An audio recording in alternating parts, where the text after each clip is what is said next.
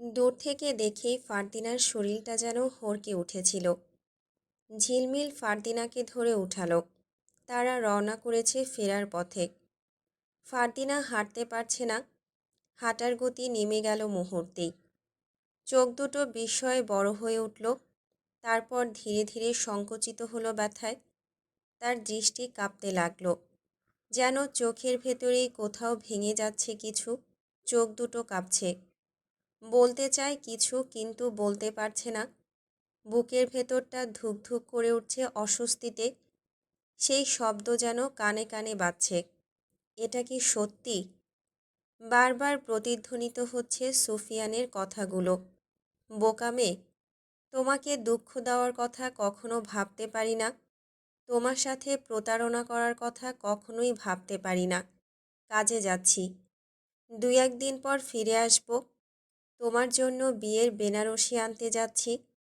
বিয়ের জন্য তৈরি থেকো, ফিরে এসেই তোমাকে বিয়ে করব। গলার কাছে কেমন যেন একটা শক্ত গীত শ্বাস আটকে আসছে। বুক ভারী হয়ে যাচ্ছে। মনের গভীর থেকে ধীরে ধীরে উঠছে এক ধরনের অসহায় ব্যথা। একই সাথে শূন্যতা, অবিশ্বাস আর অপমানের মিশ্র অচেনা অনুভূতি। ঝিলমিল তাকে বিশ্বাসের খোঁটা দিচ্ছে, এটা যেন তার প্রাপ্য।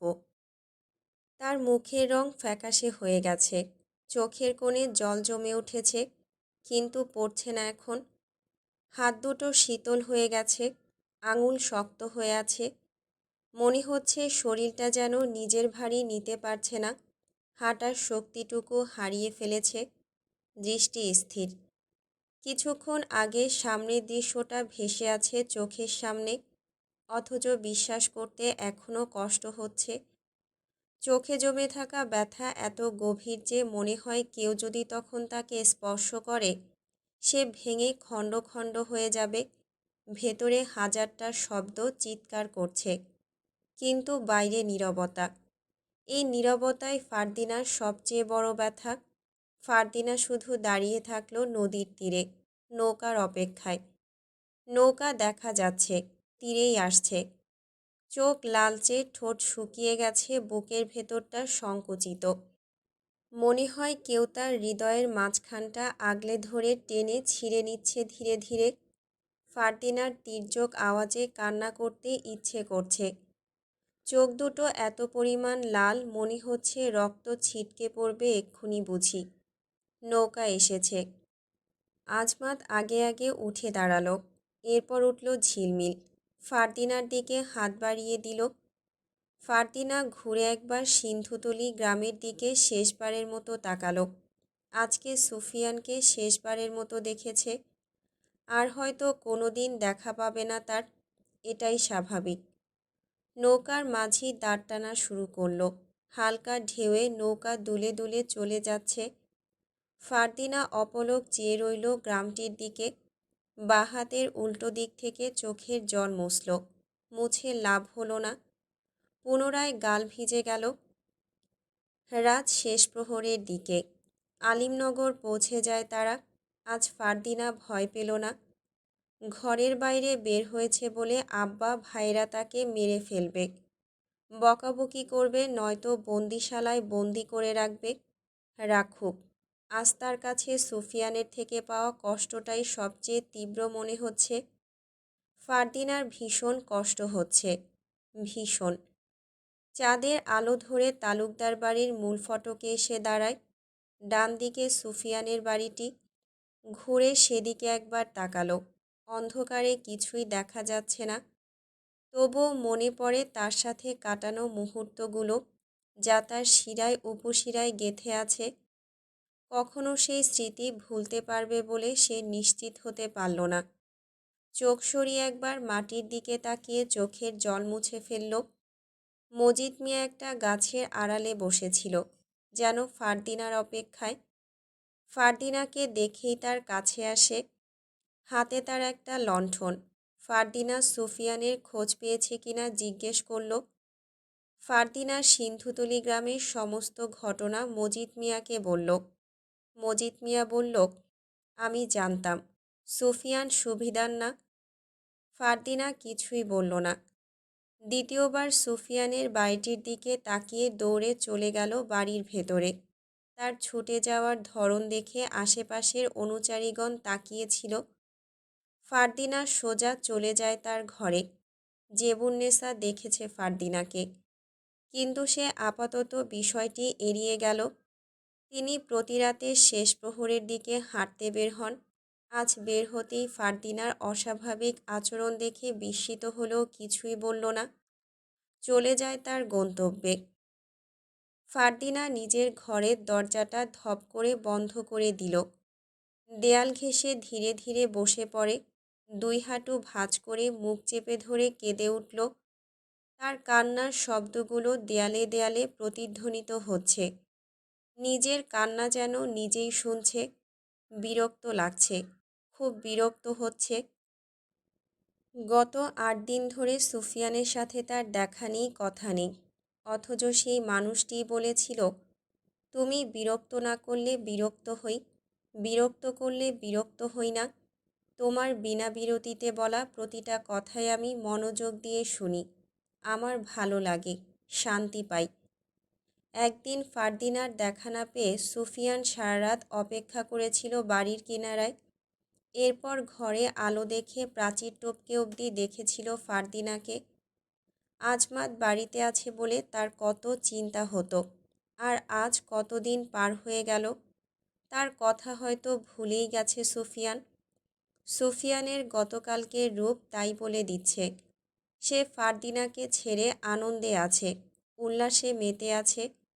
এদিকে ফারদিনা যেন ডুকরে ডুকরে মরছে। ফারদিনার ঘরে দরজা ধাক্কানোর শব্দ আসছে। নিশ্চয়ই ঝিলমিল নয়তো আজমাত। ফারদিনার ইচ্ছে করছে না কারো সাথে কথা বলতে, একা থাকতে চাইছে। ওরা হয়তো তাকে বোঝাতে এসেছে। ঝিলমিল হয়তো কথায় কথায় কটু কথা শোনাবে ফারদিনাকে, কাটা ঘায়ে যে নুনের ছিটা দেবে। ফারদিনা এমনটা শুনতে পারবে না। যতই দরজা ধাক্কাক সে খুলবে না। এরপর হয়তো খুব বেশি দরকার পড়লে দরজা ভেঙে ফেলবে, তাতেও ফারদিনার আপত্তি নেই। ফারদিনা বেঁচে থেকেও যেন মৃত্যুর স্বাদ পাচ্ছে। আত্মহত্যা করার মতো সাহস তৈরি করার চেষ্টা করছে। সাহস হচ্ছে, আবার কোনো কারণে থেমে যাচ্ছে। নিথর দেহ নিয়ে মেঝেতে শুয়ে আছে ফারদিনা, শুধু নিঃশ্বাস নিচ্ছে।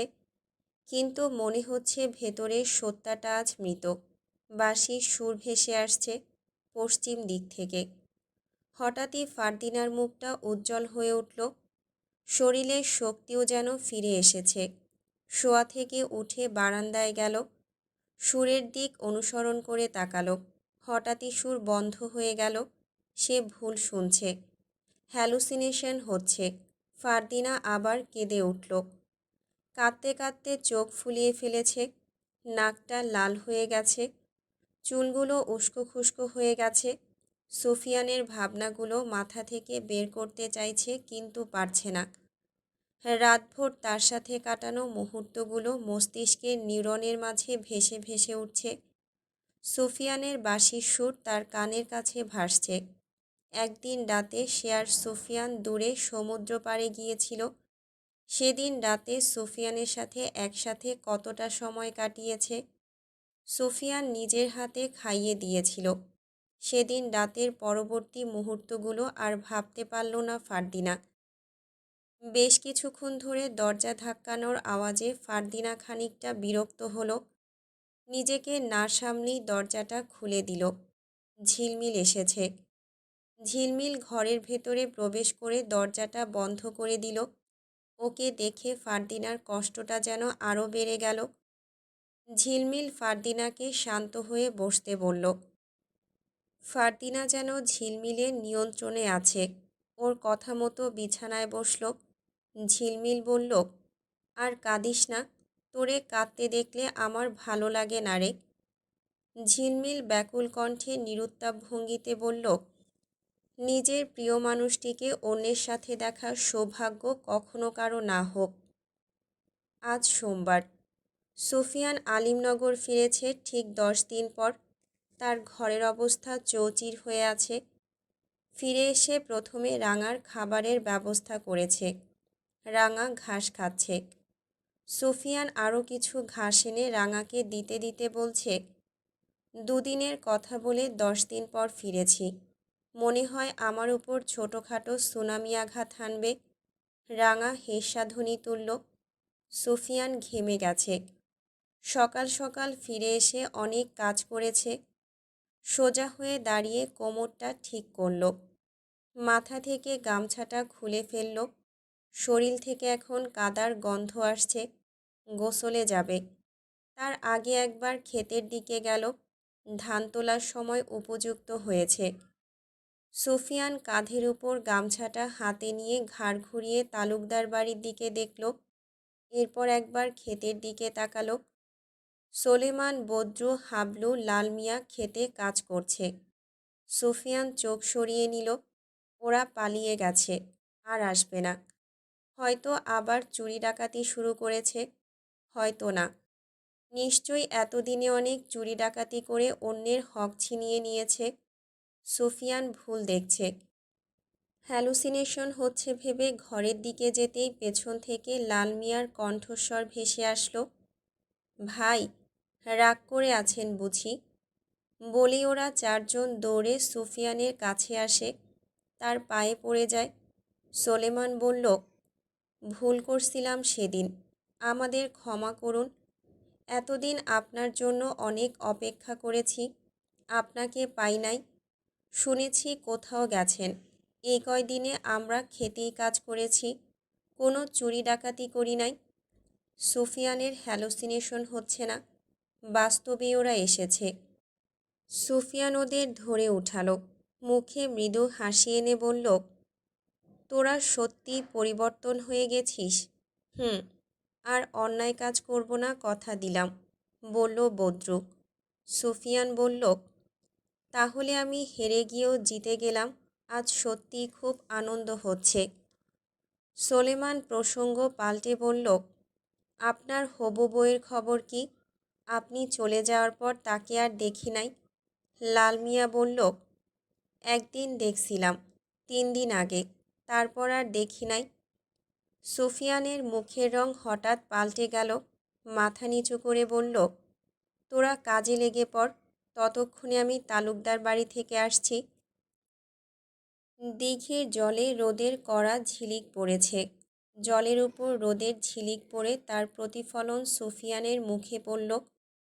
সুফিয়ান একরাশ দীর্ঘশ্বাস ফেলে জলে নেমে পড়ল। গভীর জলে ডুব দিয়ে নিজেকে যেন ধুয়ে মুছে সাফ করে ফেলল। গোসল শেষে উঠে ঘাটে আসলো। গামছা দিয়ে শরীর মুছে ফেলল। তখন মনে হলো কেউ লাল রঙের শাড়ি পরে তার পাশেই দাঁড়িয়ে আছে। সুফিয়ান ফারদিনাকে ভেবে ঘুরে তাকালো। কেউই নেই তার পাশে। ভুল দেখছে। বারবার হ্যালুসিনেশন হওয়ার বিষয়টি সুফিয়ানকে ভাবাচ্ছে। তার বুকের ভেতর কেমন এক চাপ ব্যথা শুরু হয়েছে, যে ব্যথার কারণ সে নিজেও জানে না। আপাতত জানার চেষ্টা করছে না। তার লক্ষ্য তালুকদার বাড়ি যাওয়া। সুফিয়ান কালো রঙের পাঞ্জাবি বের করল, সাথে সাদা রঙের পাজামা। ঠান্ডা জলে গোসল করার পর হঠাৎ যেন শীত শীত অনুভব হচ্ছে তার। কালো রঙের শাল বের করল। পোশাক পরিধান করে সুগন্ধি ব্যবহার করল। কখনো সুগন্ধি ব্যবহার করা হয় না, আজ করছে। ফারদিনা তাকে বলেছিল গোলাপ দিয়ে প্রেম নিবেদন করতে হবে, আজ করবে ভেবেছে। নিশ্চয়ই ফারদিনা রাগে আক্রোশে ফুঁসছে।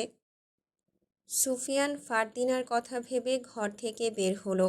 গোলাপ গাছের দিকে এগিয়ে গেল। গোলাপ ফুটেছে। একটা গোলাপ ছিঁড়ে পাঞ্জাবির পকেটে রাখল। তালুকদার বাড়ির উদ্দেশ্যে হাঁটা শুরু করলেই সামনে পড়ল মজিদ মিয়া। সুফিয়ানের সামনে পথরোধ করে দাঁড়ালো। সুফিয়ান জিজ্ঞেস করল, চাচা, আপনাকে অনেক দিন পর দেখলাম, কোথায় ছিলেন? মজিদ অদ্ভুত আচরণ করে বলল, তালুকদার বাড়ির দিকে যাইও না, তুমি বিবাহিত, বউ আছে।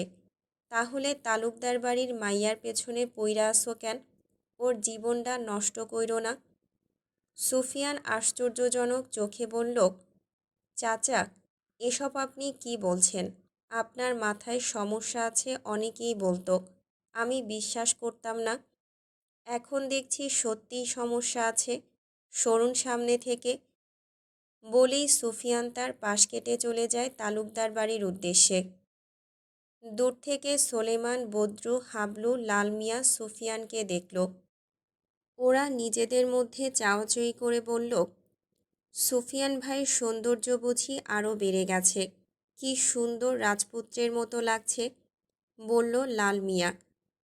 মজিদ মিয়া ওদের দিকে তাকিয়ে বলল, রাজপুত্রের মতো দেখালেই রাজপুত্র হয় না, বলেই সে অট্টহাসিতে ফেটে পড়ল। ওরা কেউ তার কথার পাত্তা না দিয়ে বলল, আস্ত একটা পাগল। নিজের মেয়ের মৃত্যুর শোক কাটিয়ে উঠতে না পেরে এখন ভালো মানুষকেও পাগল বানাতে চাচ্ছে, বলল সোলেমান। সুফিয়ান তালুকদার বাড়ির মূল ফটকের সামনে দাঁড়িয়ে আছে। আজ থেকে 10 দিন আগের মতো বাড়িটি আর আনন্দ উল্লাসের মতো মেতে নেই। দাসীরা ছুটে ছুটে কাজ করছে না। খামার থেকে গরুর ঘণ্টার টুংটাং শব্দ আসছে না। মনে হচ্ছে ওরাও কোনো কারণে নীরব হয়ে গেছে। অনুচারীদের মধ্যে সেই তেজ ভাবটা আর নেই। সত্যিই কি নেই, নাকি সুফিয়ানের ভুল ভাবনা? সুফিয়ান কিছুই বুঝতে পারল না। বাড়ির ভেতরে চলে গেল। ঘরের ভেতরে প্রথমে পা রাখতেই একটা কালো বিড়াল সুফিয়ানের 2 পায়ের মাঝ দিয়ে চলে গেল। হঠাৎ বিড়ালের আগমনে সুফিয়ান কিঞ্চিত চমকে উঠল।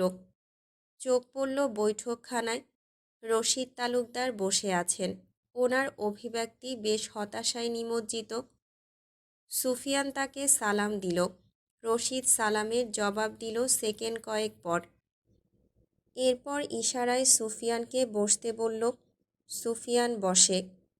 তাৎক্ষণিক উপস্থিত হয় আদিব। কুদ্দুস হাতে একটা জলের পাত্র নিয়ে রান্নাঘরের দিকেই যাচ্ছিল। হঠাৎ করে থমকে দাঁড়িয়ে পড়ল। রশিদ সুফিয়ানকে বলল, তুই হঠাৎ এখানে, আজ কিসের জন্য এসেছিস? দোতলার ঘরের পাশের রেলিং ধরে দাঁড়িয়ে আছে আরিফ, রায়ান এবং সায়েম। সুফিয়ান কোনো দ্বিধা না করেই বলল, চাচা, আমি ফারদিনাকে ভালোবাসি। ফারদিনাও আমাকে ভালোবাসে। আমি ওকে বিয়ে করতে চাই। রশিদ শুধু বসেই রইল নির্বাক হয়ে। কুদ্দুস অপলকে সুফিয়ানকে কতক্ষণ, রশিদকে কতক্ষণ আদিবের দিকে দেখছে। আদিব ধীর পায়ে হেঁটে রশিদের পেছনে দাঁড়ালো। রশিদ বলল, তোর আর ফারদিনার মধ্যে প্রেম চলে তা আমি আগেই একটু একটু টের পেয়েছিলাম, তবে পুরোপুরি নিশ্চিত ছিলাম না। কিন্তু গত কয়েকদিন আগে আদিব আমাকে তোর আর ফারদিনার ব্যাপারে সবটা বলে। বিয়ের প্রস্তাব তো বলতে গেলে তুই আগিয়ে দিয়েছিস। আজ তো বিয়ের জন্যই এসেছিস, তাই না? অর্থ ছাড়া যুক্তিহীন মনে হলো রশিদের কথা। আদিব যেহেতু সবটা জেনে গেছে, এর মানে ফারদিনা সবটা বলে দিয়েছে। সুফিয়ান ফিরে এসে ফারদিনাকে বিয়ে করবে বলেছে, সেটাও হয়তো জেনে গেছেন তারা। হয়তো তাই বলেছে, আজ বিয়ে করতেই এসেছে। সুফিয়ান তাই ধরে নিল। নিজেই নিজের ভাবনার সমাধান দিল। সুফিয়ান ছোট্ট করে বলল, সেটাই। রায়ান দোতলার সিঁড়ি বেয়ে নামতে নামতে বলল, কিন্তু তুই আসতে দেরি করে ফেলেছিস সুফিয়ান। সুফিয়ানের হৃদয় হঠাৎ ধকধক করে উঠল। সে যেদিন সিন্ধুতলি গ্রামের উদ্দেশ্যে যাচ্ছিল, সেদিন বিদায়বেলায় ফারদিনা একবার বলেছিল, ফিরে এসে যেন আমার লাশ না দেখো। সুফিয়ান খারাপ কিছু ভাবতে চাইল না। চোখ তুলে আদিবের দিকে দেখল। রশিদ ছড়ি হাতে উঠে দাঁড়ালেন। সে নিস্তেজ শরীরে তার ঘরের দিকে চলে যান। সুফিয়ান বলল, আমি দেরি করে ফেলেছি মানে? আদিবকে জিজ্ঞেস করল। ফারদিনা আজমাতকে বিয়ে করে ঠিক গতকাল এই সময়ের দিকে কিরগিজস্তানের উদ্দেশ্যে চলে গেছে। ফারদিনা আজমাতকে বিয়ে করে চলে গেছে। ফারদিনা অন্য কাউকে বিয়ে করে ফেলেছে। একাধিক শব্দ যেন সুফিয়ানের আশেপাশে ঘুরঘুর শুরু করল। সে যেন নিজের শরীরের ভরটাই হারিয়ে ফেলছে। চোখ দুটো শূন্যে উঠে গেল। সে অবাক হয়ে থেকে ভেঙে পড়ার মাঝামাঝি এক অচেনা স্থিরতার মাঝে এসে দাঁড়িয়েছে যেন। চোখের কোণে জল জমছে, কিন্তু পড়ছে না। ঠিক যেন চোখের ভেতরে আটকে থাকা এক ঝড় বাইরে বেরোতে পারছে না।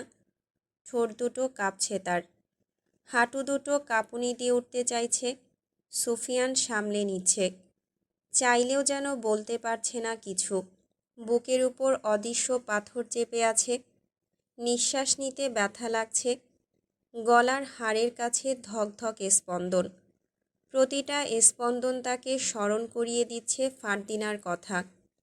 সুফিয়ান নিরুত্তাপ ভঙ্গিতে বলল, তোরা মিথ্যা বলছিস, ও হঠাৎ করে এমনটা করতে পারে না। ফারদিনা আমাকে ভালোবেসেছিল, সত্যিকারের ভালোবাসা, প্রতারক নয়।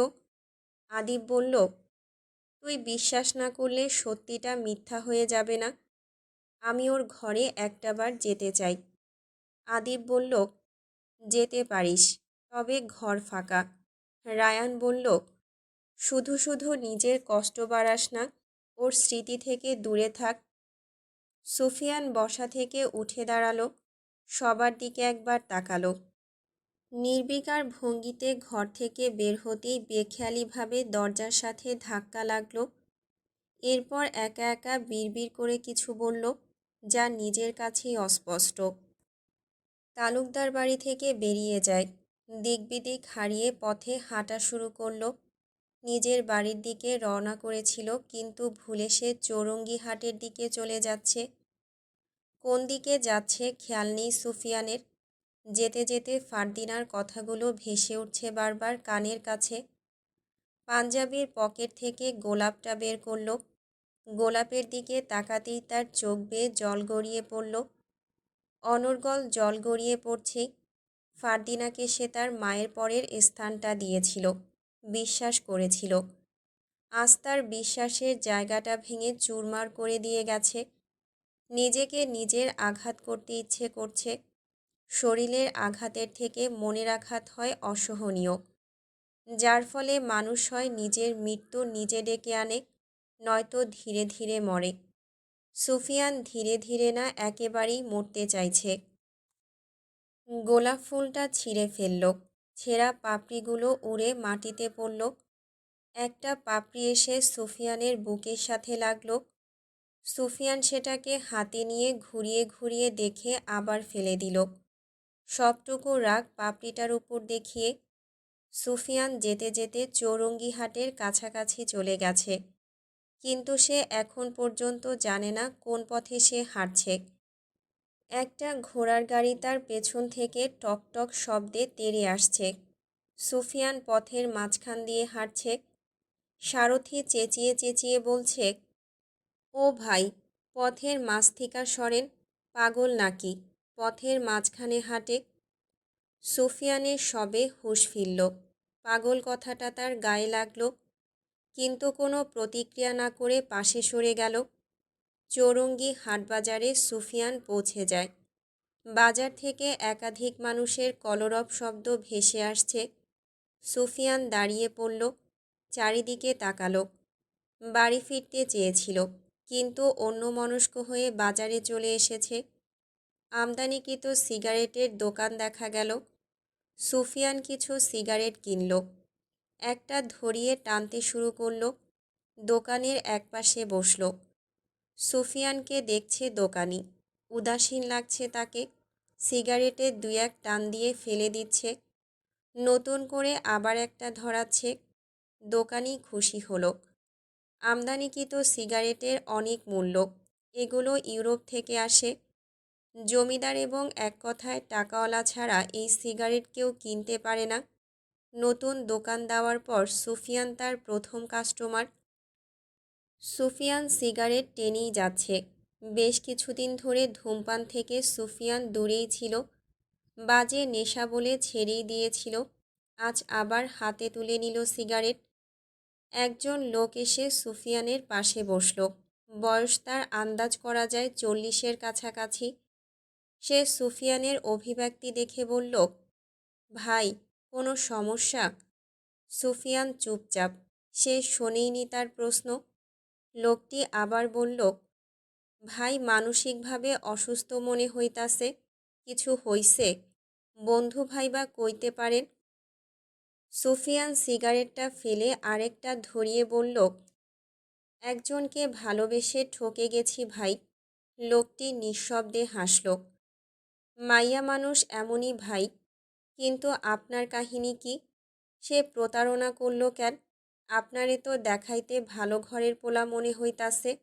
আমি এই গ্রামে নতুন তো, তাই সবাইরে ঠিকঠাক মতো চিনি না এখনো।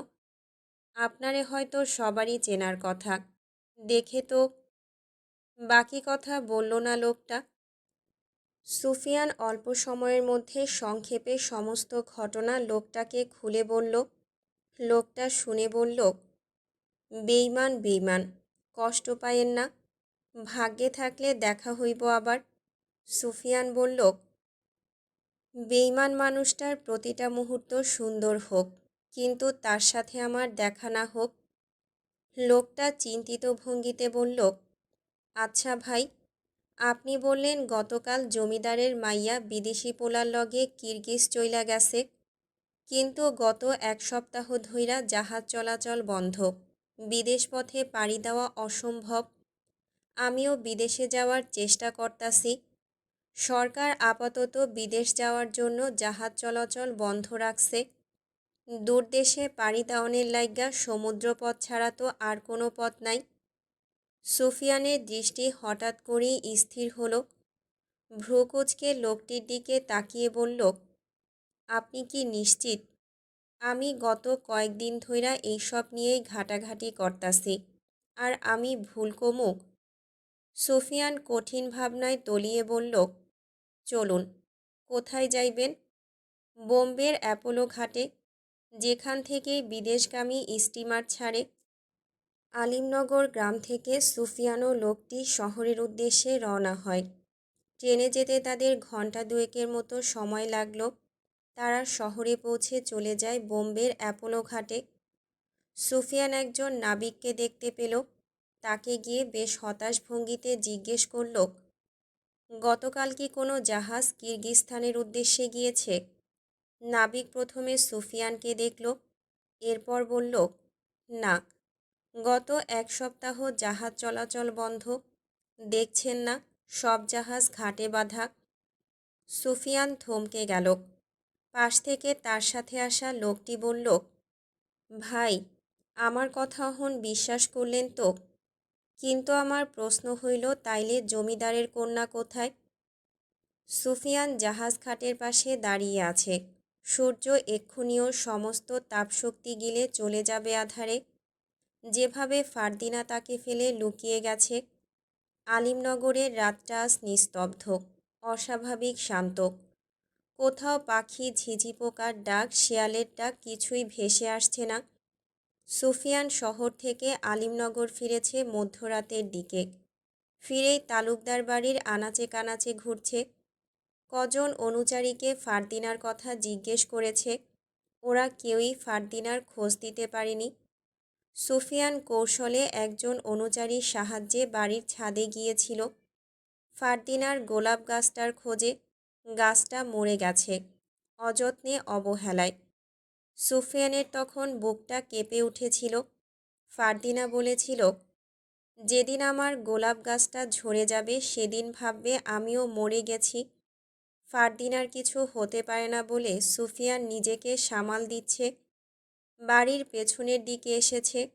আজ ফারদিনার ঘরে আলো জ্বলছে না। সব কিছু কেমন নীরব, যে নীরবতা আগে কখনো ছিল না তালুকদার বাড়ি জুড়ে। সুফিয়ান তার বাড়ি ফিরে আসে। রাঙা হেস্যাধ্বনি তুলছে বারবার। ওর দিকে ঘুরেও তাকালো না সুফিয়ান। সোজা ঘরের ভেতরে প্রবেশ করল। সোলেমান তাকে সেই সকাল থেকেই অনুসরণ করছিল।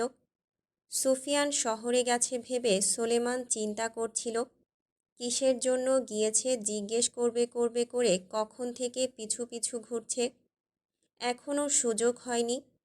সুযোগ করার জন্য সুফিয়ানের ঘরে প্রবেশ করল। সুফিয়ান টেবিলের সামনে বসে আছে। দুই হাত দিয়ে মাথার চুলগুলো টেনে শক্ত করে ধরে রেখেছে। সোলেমান গা ঘেঁষে পেছনেই দাঁড়িয়ে আছে। সুফিয়ান হাতের সাহায্যে চোখের জল মুছল। এরপর হাতের নিব কলম তুলে নিল। গত কয়েকদিনের ঘটনা নতুন একটা পৃষ্ঠায় লিখছে। আজকে সারাদিন উদ্ভ্রান্ত পথিকের মতো ফারদিনাকে খুঁজেছে, পায়নি। ফারদিনার লাগানো গোলাপ গাছটি অযত্নে মরে গেছে। সুফিয়ানের খুব কষ্ট হচ্ছে। পুরুষেরা কাঁদে না লোকে বলে, আজ সুফিয়ান ফুপিয়ে ফুপিয়ে কাঁদছে। তার কান্নার আওয়াজ সোলেমানের কানে গেল।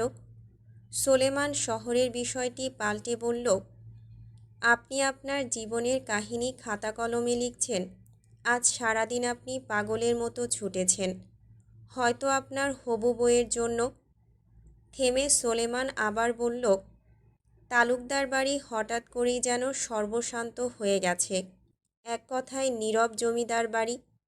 এতটুকু বলে আবার থামল। সুফিয়ান লেখা থামালো না। সোলেমান আবার বলল, আপনার জীবনের গল্পের নাম কি? সুফিয়ান এবার বলল, আমার জীবনের আলাদা কাহিনী নেই, সবটা জুড়েই ছিল ফারদিনা। আমার জীবনের সাথে তাকে জড়িয়ে চেয়েছিলাম ফারদিনা আর আমার প্রেমের উপাখ্যান তৈরি করতে, কিন্তু হঠাৎ করেই ফারদিনা হারিয়ে গেল। সোলেমান বলল, তবু আপনার জীবনের গল্পের একটা নাম দিন, যদি কোনোদিন আপনার লেখাগুলো সারা বিশ্বের মানুষের হাতে যায় সেই ভেবে। সুফিয়ান হেসে বলল, লেখাটা শুধু আমার মধ্যেই সীমাবদ্ধ থাকুক। সোলেমান হঠাৎ করে জিজ্ঞেস করল, আপনি সত্যি কৃষক তো? থেমে ভয়ে ভয়ে আবার বলল, আমি আর একটা সত্য জানতে পেরেছি। মজিদ মিয়ার কাছ থেকে ফারদিনা আপনার ঠিকানা নিয়ে আপনার খোঁজে আপনার গ্রামে গিয়েছিল। সেখানে নাকি আপনাকে অনাকাঙ্ক্ষিত অবস্থায় ফারদিনা দেখতে পেয়েছে। হয়তো সেই শোকে। সোলেমান ঢোক গিলল। ও যেন কিছু জানার মতো ভান ধরল, অথচ ও কিছুই জানে না। শুধু এতটুকুই জানে, সুফিয়ান আজ সারাদিন খুঁজেও ফারদিনার কোনো হদিস পায়নি। সুফিয়ান সোলেমানের প্রশ্নের কোনো জবাব না দিয়ে কান্নায় ভেঙে পড়ল। হাতে কলম তুলে লিখল, সত্যটা না জেনেই আমার জীবন থেকে চলে গেলে তুমি। এরপর যে পৃষ্ঠা থেকে লেখাগুলো শুরু করেছিল সেখানে গেল। উপরের একটা অংশে কাপা হাতে লিখল, দ্য সাইলেন্ট ম্যানর। এরপর করুণ কণ্ঠে একবার বলল, আমি বোধহয় ফারদিনাকে হারিয়ে ফেললাম। এবার হয়তো তোরাও আমায় হারিয়ে ফেলবি। ভোরের আলো ফুটেছে। তখন ফজরের আজানের সাথে সাথেই মীরের বইটা পড়া শেষ হয়। তার চোখে জল। আহির এবং রাফিদ দুজনের চোখেই জল। আহির স্তব্ধ হয়ে গেল। শ্বাস ফেলে বলল, সুফিয়ান হয়তো ফারদিনাদের বাড়িটি ঘিরেই তার বাস্তব ঘটনার নাম দিয়েছে দ্য সাইলেন্ট ম্যানর। হৈহুল্লোড়ে ভরা তালুকদার বাড়িটি হঠাৎ করেই নীরব হয়ে গিয়েছিল। সেখান থেকেই শেষ হয় দ্য সাইলেন্ট ম্যানরের কাহিনী। কিন্তু আমি যেন নিজেকে সামলাতে পারছি না। মীর বলল, কান্না পাচ্ছে অনেক। ফারদিনা বিদেশ যায়নি। রশিদ তালুকদার নির্বিকার কণ্ঠে সুফিয়ানকে মেনে নিয়েছিল। হঠাৎ ফারদিনা নিখোঁজ আর শেষমেশ তার গোলাপ গাছটা মরেই গেল। রাফিদ বলল, আর শেষমেশ অপূর্ণ থাকলো দ্য সাইলেন্ট ম্যানর বইটি।